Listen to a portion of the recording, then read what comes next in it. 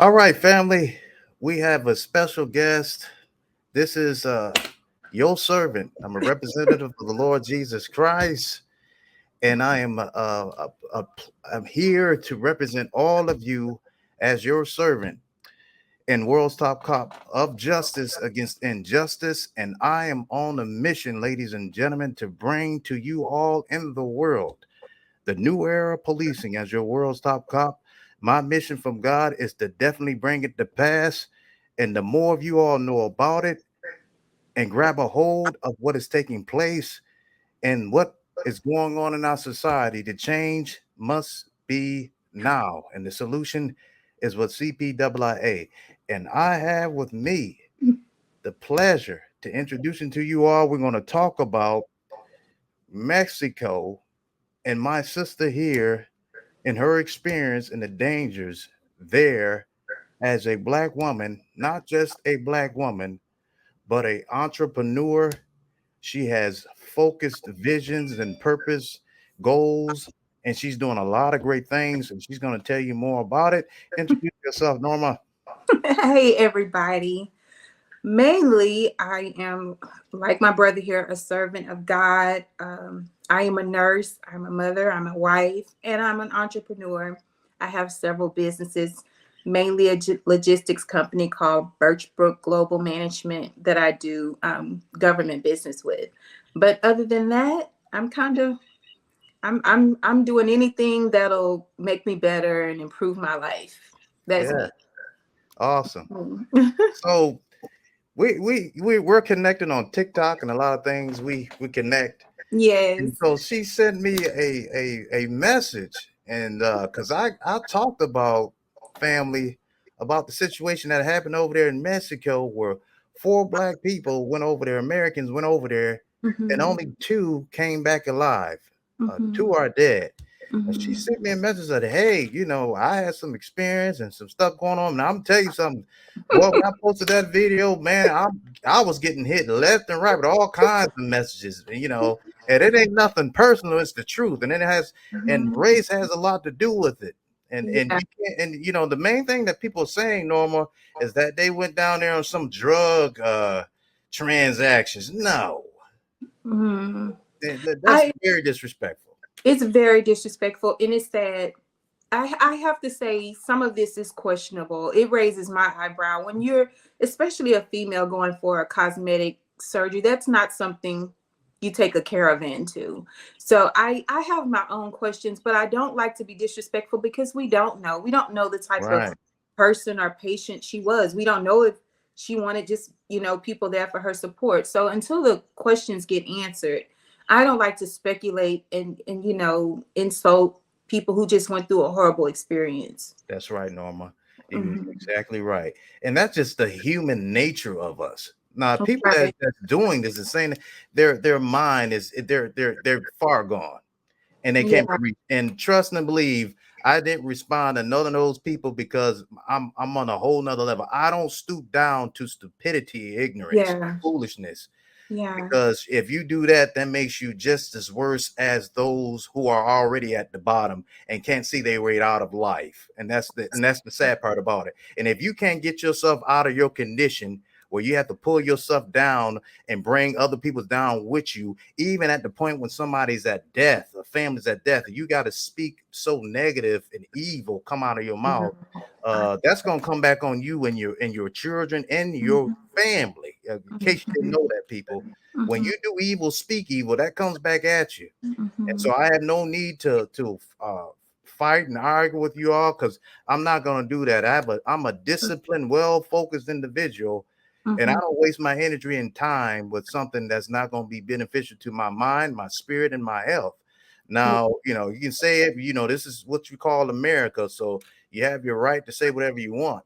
But you're going to be all by yourself when you're talking about something that's going to be negative and that can be Mhm. detrimental to somebody. You're going to be by yourself on that. So, Norma, so you've been to Mexico, right, before? And what part did you go to? I was in Matamoros for 8 days, right over the border from Brownsville. I went into Matamoros to have a cosmetic procedure, just what she went there for. I was Okay. there. Hmm? I said, what you say? Yeah, I did. I did. Wow. I done a little bit of research, a lot of research. I'm a nurse, a surgical nurse at that. And I went and just looked around. I knew I didn't want to go to Miami, so I looked at some physicians, and I decided to go to Mexico. I thought that would be the better option for me, and I have no regrets on that. Okay. And you was there for 8 days, right? Yes, I had booked to stay for 12 days, but on Uh-huh. the eighth day, really about the sixth or seventh day, I started feeling really uncomfortable. There was a particular incident. I don't know if you want me to get into that right now, but Yeah, there go was a please. Please share. Yeah. so after the procedure, I was staying at a recovery house inside of Matamoros, and in the recovery house, I had started to feel a little uncomfortable because I realized by the third day that I was there alone, that there were no other females in the recovery house but me, and I could see a lot of people passing back and forth in front, and I was in my research, I had asked the ladies at the recovery house, because this was a new recovery house, what the security was like, because I knew that I would be staying inside of Mexico. I had opted to stay inside of Mexico because the recovery houses in Brownsville were all full, and what was left was only semi-private, and people could have their husbands or boyfriends with them. And I just didn't want to be in that situation. So I opted to stay in Mexico in a private facility. Mm-hmm. However, when I realized one night after getting up to go walking, I was feeling uncomfortable and I just felt like I needed to go walk. I was walking and I looked up and there was a guy on the level above me looking down at me, and spooked me, of course. Mm-hmm. I went back to my room and I told my husband, I got on the phone and told my husband to get me a flight home. I want to come home. And that's what he did. Wow. Yeah. So, and this gentleman, I'm assuming he was Hispanic or Mexican, or he was a Yeah, white male. he was a Hispanic man, and I have to say, like, at first I felt very comfortable. The ladies did go out of their way to make me feel comfortable. My call bell was always answered within minutes. They were always there, but I felt very vulnerable also. The description of how safe it was and the way that it was locked up wasn't what I experienced when I got there. It was pretty easy to access. And I did not realize that I was going to be there by myself. And Hmm. um, there was no way that I would have been there if I would have known that, other men were in the building with me. So that was something that made me very, very uncomfortable. I wasn't aware that that was going to be the situation. So, was this a pretty big building? Was it describe the building? So there was more than one floor level. So how many floor levels was it? It was a two-story. It may have been more, but I know for sure that it was two stories. It probably was about 24 rooms in total. It was a fairly new building, new remodel. It was a nice building, but Hmm. yeah, I didn't Okay. know that there were going to be anybody else had access to the building. And the young ladies tried to describe it to me as, this was a healthcare facility and nobody would bother healthcare facilities. Okay. So while you were in there, on your floor, so when you say you were there by yourself, so on that floor, you was the only person on that floor, or just in that room? I'm trying to get it so we get a better understanding of the I layout. was the only person in that building. Whoa. Yeah. Yeah. Wow. And you traveled there all by yourself, I'm assuming then, right? I did. And I'm really Okay. grateful now. Me and my husband went back and forth about that. He did not want me to go there by myself. And Yeah. I'm pretty hood. I can handle a lot, but I did not want him to go because I felt like I was going to be fine. We had made enough precautions. I had a referral. I was dealing with one woman who came referenced by other women to only use her, only go through her. She picked me up. She got me to my facility. She got me to wherever I needed to go, and I only worked with her. So, that plan is how we worked it. And my husband was okay with that. He was going to come up, but I talked him out of. I was the one that said, no, I'm going to do this on my own. All So right. I was there alone. Okay. Now, so this lady, So you made a lot of communications was between you and that lady the whole time, setting everything up, right? Right, right. So let me ask you this: so while you were doing that, did you get okay? What did she share with you? Did she share obviously her complete name? Did you have her address where she lived? Did you have a second number? And you knew the address, the location where it was at? Did you have all that information?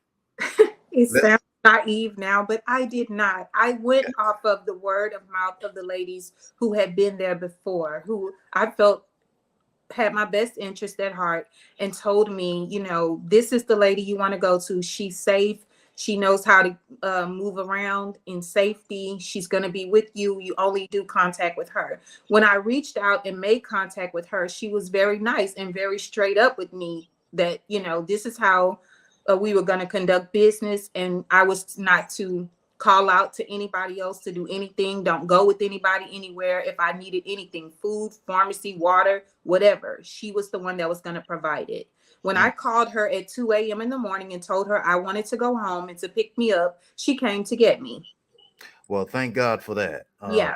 Thank God for that, Norma. Let me tell you, but as soon as the reason why I asked that question because, but you know what, I'm gonna say this before I continue. It's a blessing, people, when even though we make decisions of our own, sometimes it may not be right. And it's not against you, Norma. We're talking. I'm your brother. Yeah. I'm Yeah. just honest. Yeah. So and but God, even Yes. when we do things that may not be correct all the time, boy, if Norma didn't have God, Yes. Let me tell you about a particular incident. go ahead, Norma. And now that I listen to you, I know, and hopefully we'll get to the part where make a safe plan. If you're gonna do this and you just absolute that you're gonna do it like I was, Mhm. then have a really safe, sound plan because everything that everybody tells you is not always what it is. I went to this facility full well knowing what I was getting myself into. And the night that I had my procedure, you had to actually stay in house overnight on observation. After they did, I had tummy tuck liposuction. Mhm. So they wouldn't let you leave. You had to stay all night. So during the night, I got sick. I threw up and I was calling and hitting the bell and hitting and trying to, I'm a nurse. Like I was like, okay, I couldn't even really move. I was sore and I had Oh, got soiled myself from throwing up. And mm. so I was hitting, I even started banging on the wall with my fist. I was in that building by myself. There was nobody in there with me. I don't care what nobody say. It can't convince me to this day. I think when I fell asleep or I got to the other end of the bed just so I wouldn't be laying in crap. I the lady came in or I heard the door open and I started banging on the wall again. And she came in there and she saw, the conditions in that I had threw up. And then she gets me out of the bed and washes me. She's like, "Oh, I'm so sorry." But she cut all the lights on in the facility. Like she cut all the lights on, like in the clinic. Like she started cutting on everything. So I was like, I was in this building by myself. I know I was. I know I was. Oh my goodness. So Oh my goodness. Ooh, Norma. Whoa, my I know. sister. I know. Ooh. I'm trying to hold myself because oh my goodness. I I'm know. really trying to hold myself, but I'm just thankful. I'm just boy, Yeah. this is something. This is boy, I'm glad you're sharing it. I mean, because you know, but this just goes to show. I'm gonna tell y'all something. Now, you already know what Norma's background is a little bit. This is a highly intelligent lady. Trust me. This she's on her game, okay? But this just goes to show it don't matter how high up of intelligence you are, Yeah. you gonna need brothers and sisters some safety measures, You clear do. safety measures in place, regardless of who you are. Yeah. Now, Norma, you're not no average person, okay? So it just goes to show, okay? My God. And so you went through this. So one lady, so you bang, and she's a nurse too. My goodness. So you seen red flag, you seen the problem. So something I in you did. is already telling you, your spirit, okay? I Your did. spirit has already let you know that, and then so all this is going on, and my goodness, and when you see this man, let me ask you about this man here. So Mhm. when you said you saw him on the second. So where were you at this time when you saw you was outside when you saw him? What? So I had came out into the hallway. So there's the rooms, and then there's the hall. When you come out, you're coming out into a corridor. There's Okay. other rooms there, but I had been there for days and I didn't see a soul. Nobody else was there. And so I knew I was there alone. I always like made sure that my door was locked whenever I went in and out. But I went out into the hallway and I was walking down the hallway and I heard a noise. And when I looked up, I saw a male. And Hmm. this was like maybe 1 o'clock in the morning. And I looked up and he Oh, looked down and I went back into my room and I pressed my call light. And I told the girls I was going home. And the reason why I felt very uncomfortable, and this is the part that I want to get out, and I mhm. want to stress to people, I don't think that I'm a naive person by any means. I had a plan. I had safety people in place. I thought that I had all my T's crossed and my I's dotted. But when you're going into Mexico, there is a couple of things that we need to be just straight up honest about. They know that we have a lot of cash on us. They only take There cash. you go. We aren't Right, down there swiping our cards. They don't even take our cards. And then when right. you go into facilities like that, they don't want you to go and have your procedure and then dispute the credit card or dispute the charge. So everything is cash. Yeah. Everything is about cash. And if you Mhm. don't think those people know that That's us right. with our brown skin are coming over their borders all day, Absolutely. every day with There you excessive go. amounts of cash, you're wrong. There you They go. know it. That's right. They And know so it. while we can, pretend, and I want to say that the ladies who took care of me and the house that I stayed in, they were wonderful, amazing young women. And I think that they took it upon themselves to keep me safe. I have to say that. I think that they did everything to make Thank me God. feel safe and to keep me safe. But they told me, put your money, don't, lock up your money. Don't do anything. We'll go and get anything you need from the pharmacy. We don't want anybody to see you or anything like that. So they knew. So when I looked up there and saw him, and knowing the amount of money that I had on me, I immediately got very nervous. And my only thought was to get out of there, to leave. Yeah. So when you saw him, I'm sure he made contact with you. I'm assuming did he make contact with you at all or no? He no, we Yeah. just saw each other. Okay. That was it. So when you saw him, what was he doing? Was he He was just just this what was he doing? so that I guess he was on the ledge above me and he just kind of looked down at me and I looked up at him. And because I wasn't like, what is he doing here? I wasn't aware that there was, first of all, anybody else in the building. And then the fact that a man was in the building, that whole thing made me uncomfortable. I don't know. He didn't do anything to me. Good. Stephen, I don't want it Yeah. to present that way, but it made me uncomfortable. Right. We following you. I'm following you. And Yeah, that's that. Yeah, I understand that. That's good. So, but the fact that you didn't even know, so based on what you're saying, if I'm correct, they didn't even tell you the man was in that building. correct. That's That's correct. that was a bad thing too. They I should have don't- told you, but they took care of you. Yes. And thank God they did because they made sure you got there safely and they came and got you when you wanted to be taken. Yeah. Because if that wouldn't have happened, my God from heaven, it ain't no telling what would have happened. But thank God that they did that. They took care of that responsibility. But the very fact that you were in that building, a big building, by the way, by yourself, you don't know how to get from A to B. You're in a foreign country. Yes, yes. It really started to, after the days after the procedure, when I started being more awake and alert and feeling better to walk around, I was really walking around a lot.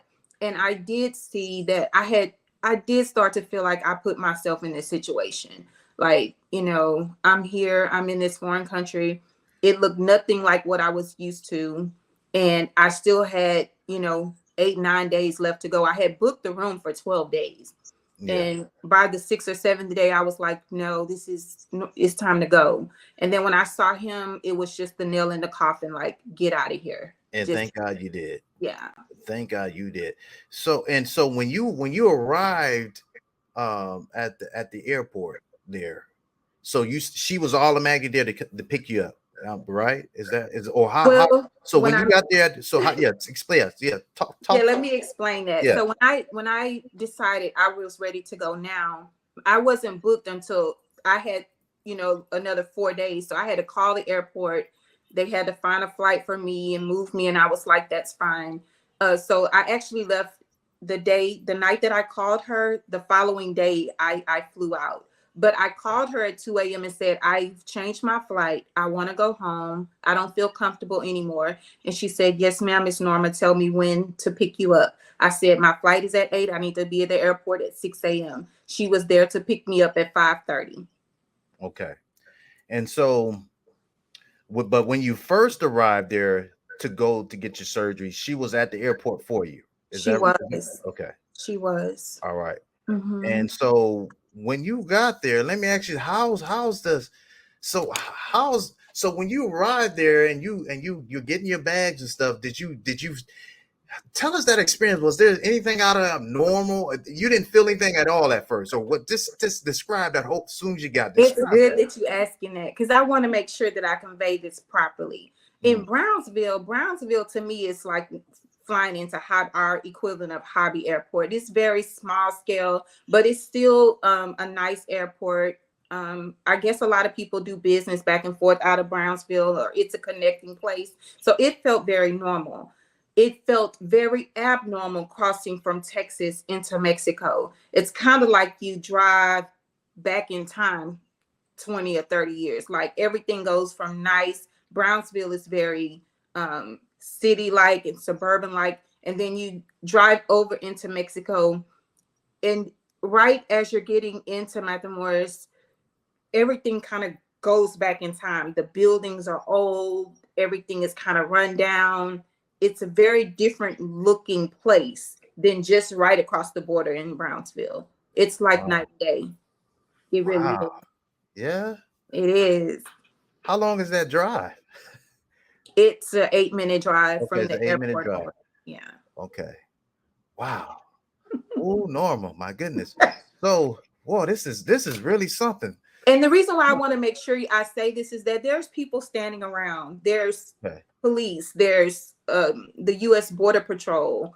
There are different people walking back and forth that are people are going to work. So there's always eyes on you. And that's why I feel like I wanted to talk to you about this because the safety aspect is so important. These people know a lot of people are coming there. I was going to go back, to do my cosmetic work because they do a lot of great cosmetic work, all of that stuff. But they know we're coming. They know we have cash. Hmm. They know that. They also know that American rules are not their rules. That's right. So you can't Exactly. go over there thinking that these things are going to happen or that you're protected under this. No, you're in their country, That's their right. rules, right? Absolutely. Hmm. So just because we think a certain way, you have to go over there with all of that understanding.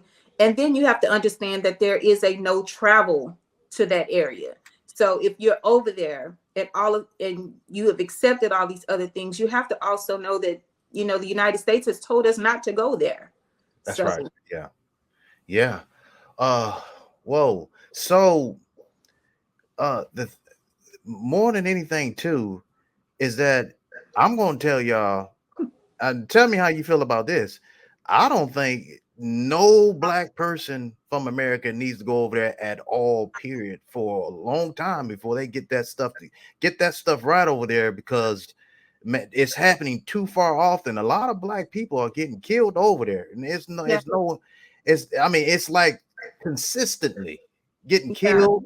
And I don't know if you know about this, but uh, organ harvesting or taking people's organs and body parts. That's a major yeah. thing over there too. I don't know if you know about that, Norma. And man, that's nothing to play with. I don't know specifically about that. I know that there are also 3 Hispanic women missing from over there. All of these things, like, they weren't far. I didn't know about the 3 women missing and the incident that happened with the black people. I didn't know, none of that happened all after I got back home safely. So I can't speak Yeah. for any of that. Right. But I did know full well that it's dangerous to be over there, period. And dangerous because of kidnapping alone. Right. Kidnapping over there is, it had someone known, and the fact that they know that you have cash on them when you come for surgeries, all of those things make you just a high, Very high target. Yeah, high you're target. automatic. Yeah, you're an automatic target Absolutely. because it's automatic. They know you're gonna have cash. It's no question because you have to have the You cash. Like have to you have said, cash, right? No, you and not have a to little have it. bit of cash. You're coming for surgery. You're going to have some Yeah. substantial amount of money on you. They know that. They Mm-hmm. know that. Mm-hmm. So, Hmm. and you a couple $1,000s over there goes shoot. Absolutely. You know? Absolutely. Yeah. Absolutely. And so, and I think also probably cartels have, I don't know, I don't want to speak out of turn, but Right. because so many people travel there for surgeries, they're probably getting a piece of that too. So I don't know. I just think that Yeah. it's something we have to weigh if we want to go over there. Yeah, you're gonna have to wait. You're You, gonna you have to wait. do. You're right. Because You think do. about it. Like you said, even the doctors and the nurses over there, they don't go by the same rules as the No, doctors and nurses here in America. I had a whole argument with them about gloves because I had gloves with me, and I had to argue with them and tell them, you know what? If you're not gonna put gloves on, then don't touch me. So Wow. we went back and forth. They agreed to put gloves on, So you but had to have an argument they about was the like, about yeah, gloves. they don't wear gloves for everything. They don't wear gloves, and I was like, well, you got to wear gloves for everything with me. Yeah, I mean, because I'm telling you, somebody else mentioned this too on a about this because a lot of these people with these licenses and medical professions and any kind of profession over there, there's some shady business going on within that too that we don't know about. We don't know what kind of Absolutely. connections with the because think about it, if the police are in on a lot of that stuff. What makes you think? Mhm. And the Mhm. government, the government there, unfortunately, it's some corrupt stuff going over there. Mhm. Everybody's trying to get a piece of that money. Absolutely. Those people came out and did this whole shooting, kidnapping, and all in broad daylight, right Right. close to the border. They Come had on only now. been a few minutes into Matamoros. They did that without no qualms, no nothing. Took That's them, right. drove them all around, took them from one house to the next house, doing Yeah. whatever they wanted to do. They Yeah. moved around freely doing that. Mm-hmm. You can't tell me. You get I and know. and I'm gonna say this. Unfortunately, you know, the complaints are coming in heavy. FBI is slowly doing a thing with solving these problems, these cases, dealing with the Mexico people, politicians over there, and it's slow dragging when it comes to Black African Americans, or should I just say Mhm. Black Americans, when it Mhm. comes to them losing their lives and being killed Mhm. over there in Mexico. Mhm. And don't think not one bit that they understand that, Mhm. and they Mhm. ain't gonna hesitate when there's no punishment, nothing going down Right. as to combat that when they do kill Black Americans over there. Right. It's pretty much going to be swept under the rug for the most part. So Yeah, so it's like wide open season to kill blacks, to be honest, over there in Mexico. it is. And then when you come back, or if you just so happen to survive it, then you have to deal with people, putting some other reason on top of it. It had to be a drug deal. It had to be some Right. other kind of You reason. see what I'm saying? You you see the know same people, none right? of none of that would have fit me. Would have been just a prime target. I was somewhere I shouldn't have been over there. I had a lot of cash on me because I had to have cash. Everything had to be done in cash, and it didn't mean that I was doing anything nefarious. I went over there to have a procedure. But could that have been me? But for the grace of God. That's Yeah. the only reason why it wasn't. Wow. Wow. So how long did you plan this out, or you said you did your research? How long did it take you to plan all this out before you made the decision? You know what? Okay, I'm gonna go. Maybe about a month. Like, it Really? didn't really take. I had made up my mind. I had Okay, so in cosmetic surgery, you look for doctors who have a high incidence of doing safe work. Miami have a lot of deaths, right? So there's a lot of deaths. There's a lot of chop shops in Miami. That was my first thought for what I wanted to do. I wanted to have a cosmetic procedure, but looking at all of the things that was going on right here in the States. A doctor I went to see in Pearland, was going to charge me 3 times the amount that I actually paid. And he had just had a death and a major infection within the same year. None of that gets talked about here because, when you start talking about Mexico, people think, oh, cheap, but they killing people here too. I'm a surgical nurse. I'm going to look up everything I could find. Mm-hmm. But in that instance, I just wanted to make sure that I was looking at people's infection who was doing what I wanted to have done in a safe way and a little bit more affordable. That's why I chose. I spoke to some people, did more research. I actually went and met the doctor. She came here for Okay. a presentation. We met face to face. We talked. I felt comfortable. I Mm-hmm. made the decision to go. Wow. And so, and now your husband, now how much did he play a part in this decision? And how was the communication with your husband through all this? Please share. Well, my husband is so easygoing. He's like, he was going to support whatever I wanted to do. Initially, we were going to drive to Brownsville. He was going to be with me. We were going to stay at a hotel. We were going to do all this kind of stuff. But then it would have involved him taking off from work. It was just going to be a lot that was going to be unnecessary. And so I told him, I can go on my own. I'll fly in. This is going to be easy. And I'll fly back home in a few days. Yeah. Well, the request and the I guess the normal routine was to at least stay for 7 to 12 days.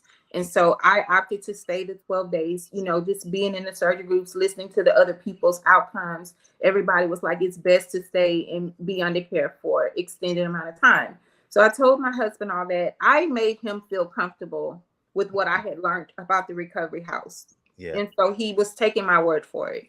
And Okay. yeah. Okay.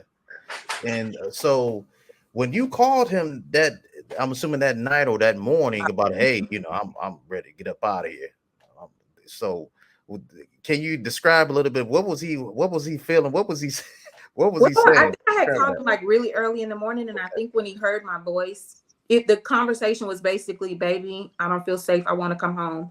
And he said, "Okay, let's book a flight. When you want to leave?" I said, "As soon as possible." He said, "Okay, let's get you out of there." That was it. Wow. Like, let's go. Yeah. Yeah. He pretty Mm, much knew what time No, it was. know what happened. Know what you feel. No, let's okay. Let's go. Yeah. And Yeah. so when you got home, did the lady that took care of you the whole time, did she call you back? So describe that. Was there any more contact after the fact when you got back to? Never, never. Okay. Huh. The girls from the recovery house, asked me to do a rating of the recovery house, and that's what I did. But no, I never spoke to anyone else other than. Mm-mm, Hmm. mm-mm, Okay. And the people that told you about this particular facility, did mm-hmm. you have any communications with them again after the fact, or did you share? Um, I did share some things, but here's the rub. All right. That's their business. That's their bread and butter. That's how they get money, I booking people. So you putting negative experiences or saying anything other than everything was wonderful, you're gonna either get blocked from the groups or something. It's not a good experience to say something negative. So okay. I shared with her through text messages, person to I got person, the person who put me on and told her, and that was it. It was you. nothing Okay. else. All right. So overall, what if I don't know if you want to share that? I hope I don't.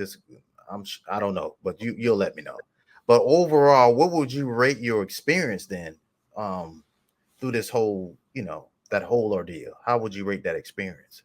I would give it a 7 out of 10. 7 out of 10. Okay. I would say 7 out of 10. Um, and I would say 7 out of 10 with this caveat: I would never do it again. I would never. I wouldn't do that again. Yeah. Mm-mm. Yeah. Yeah. I'm glad you said that. Um, so for someone who wants to get this procedure done, what are some main things you would tell them then, based on everything that we listened to? If somebody was to come to you right now, what would you tell them if they wanted to get a procedure done, and if they wanted to go to Mexico or wherever, they don't know where to go? What would you tell them? I would say do your research. I would say listen, contact the security contact somebody like you and come up with a plan. If you don't know how to make moves, how to start initiating to get yourself out of a dangerous situation, let me tell you something. You don't know, especially being in somewhere like Mexico or in another country, you ain't that gangster. Like you ain't that hardcore like I Mm-mm. thought I was. You are completely at the mercy of being in Right. situations that you cannot control. And so I think having a safety plan is first. But if you can stay in your country, or if even if you're going to go to Mexico and you've decided to go, get your butt back into Brownsville after the procedure. No matter what, get back on the US side immediately. Don't stay. Yeah. Yeah. Norma, I tell you what, this has been some great stuff. I'm glad you shared that. I had no idea it was gonna go this route. And but boy, whoa, this was something very eye-opening, and I'm sure there's been a something you'll never forget. I And yeah, won't. I yeah, I won't, know but I you won't won't. do it again. Yeah, my God, I'm just so glad you was able to get up out of there safely Yeah. because oh my goodness, man, so many things could have went wrong, but because of God, I know it's the covering of God, the mercy of God, the love of God Hmm. over your life that He made sure you was brought back safely because it could have been, oh my goodness. So I'm glad of that, Norma. And I'm gonna tell you something, ladies and gentlemen.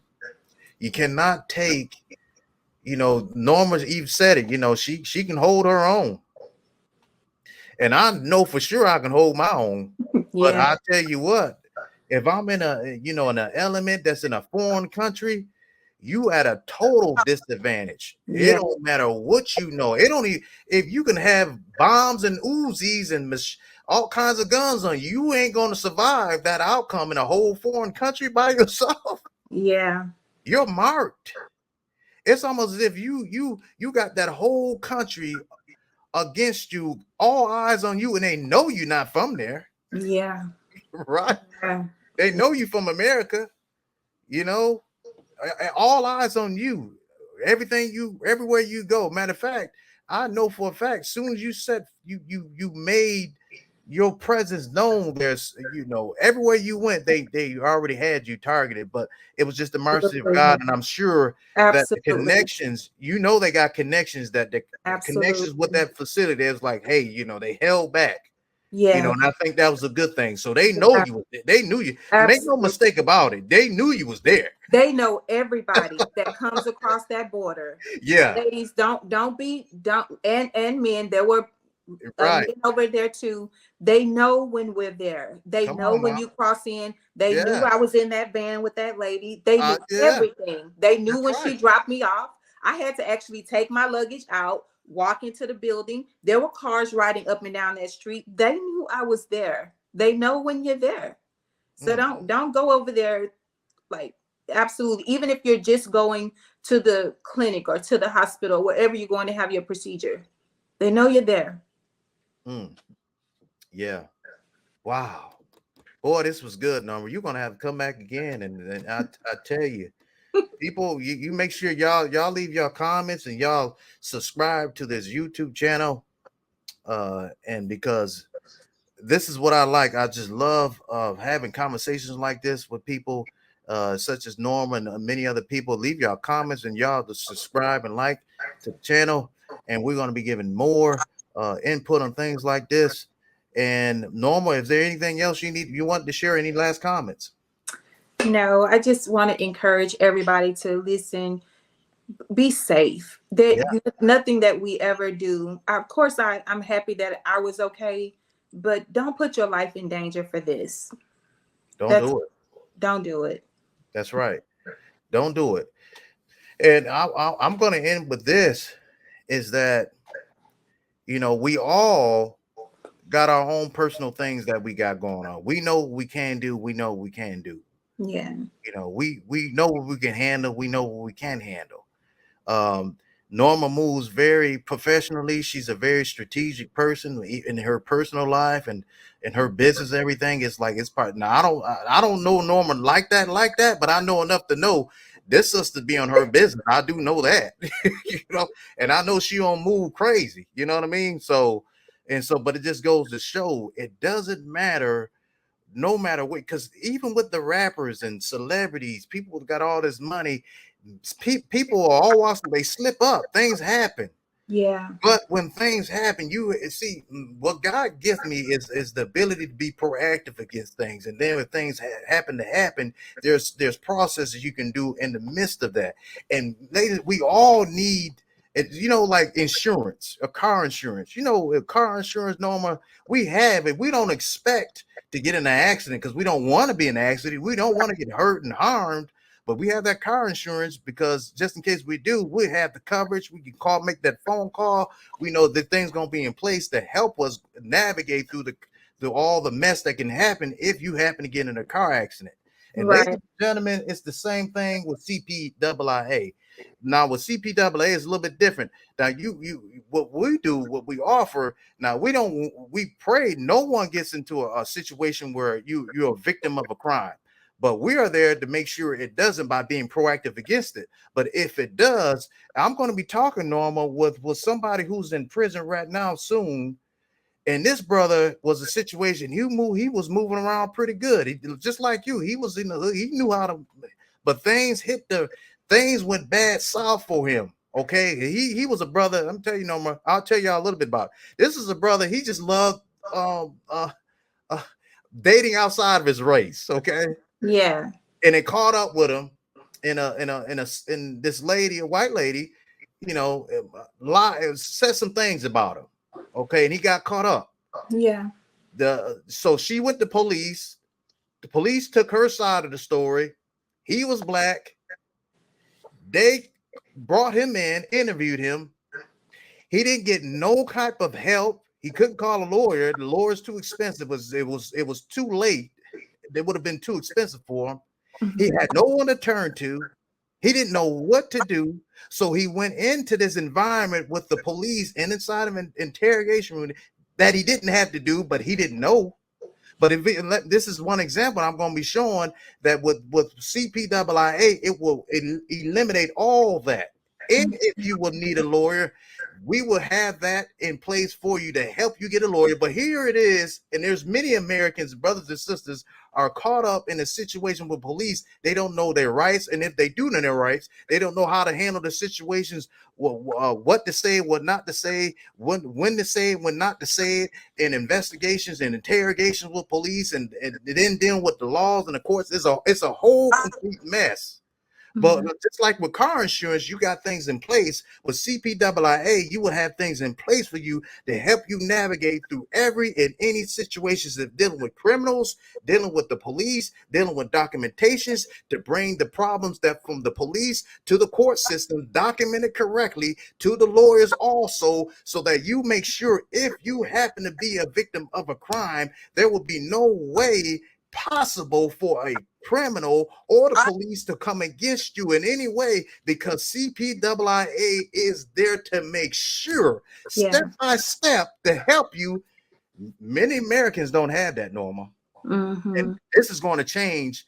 A new era of policing, and that's what CPIIA, that's what God has given me. But Norma, I'm going to tell you, I thank you. I appreciate your time for Thank sharing. That you. was a powerful, man. That was powerful, and I'm just so glad that you're present here, you're still living, you're amongst the living, and you got that smile, and your husbands can still embrace you, and y'all can still move on as a married couple for your children. Well, it's just, oh my God, thank God you made it. Yes. I'm whoa.